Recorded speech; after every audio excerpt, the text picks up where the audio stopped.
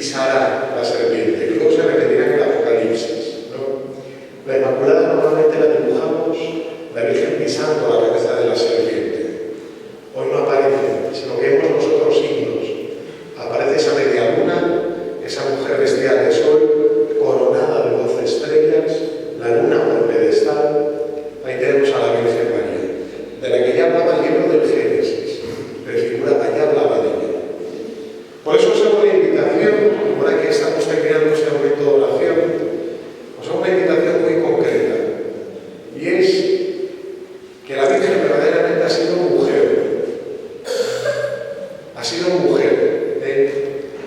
y ha vivido verdaderamente, ha sido mujer de verdad, ha vivido verdaderamente. Por eso nadie, porque ella puede entender lo que estamos viviendo, lo que nos sucede, nuestros sufrimientos, nuestras alegrías, todo lo que vivimos. Por eso os invito ahora que estamos ya terminando este momento de oración, a tener un momento quizás más recogido de intimidad con la Virgen María y de poder comentarle cómo estás, de encomendarle tus cosas, las necesidades que tienes, las preocupaciones que tienes, tu familia, todo lo tuyo. Y los niños también, todo lo que consideréis importante. Los estudios, la casa, esa novieta que te has echado, todas esas cosas, ¿vale? Os invito por eso ahora, vamos a hacer unos minutos de silencio, ahora que estamos terminando, después de haber escuchado la palabra de Dios, de haber cantado tan bellamente. Vamos a aprovechar este momento para entrar en intimidad con María. Ella, que no solamente es inmaculada, sino que está en el cielo a escuchar y escucha nuestra oración.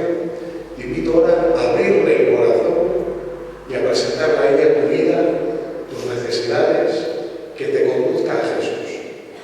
Te invito a hacerlo con mucha fe y con mucha devoción.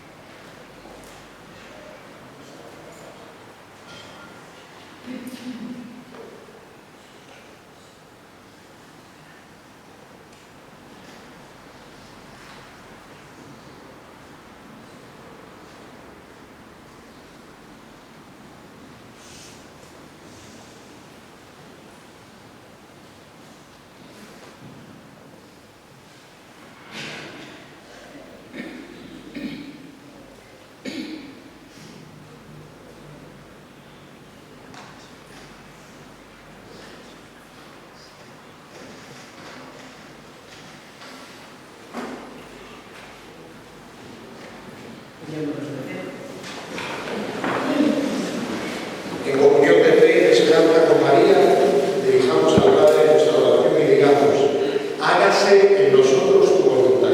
Hágase en nosotros tu voluntad. Por la Iglesia, fiel al encargo de Jesús, proclama en todas partes la buena nueva de la que es portadora, para que sea luz en medio de las gentes. Oremos. Hágase en nosotros tu voluntad. Por las comunidades cristianas y las familias, para que sean tierra fértil en que puedan germinar y crecer las vocaciones al sacerdocio y a la vida consagrada. Oremos. Hágase en nosotros tu voluntad. Por los niños y jóvenes, para que crezcan en la fe y en el amor, respondan generosamente como María a la llamada que tú les haces y no se dejen seducir por las llamadas mundanas. Oremos. Hágase en nosotros tu voluntad. Por los jóvenes, a los que se le anuncia el Evangelio, para que no se alejen de Jesús, sino que como María se acerquen a Él, le escuchen, le amen y le sigan. Oremos.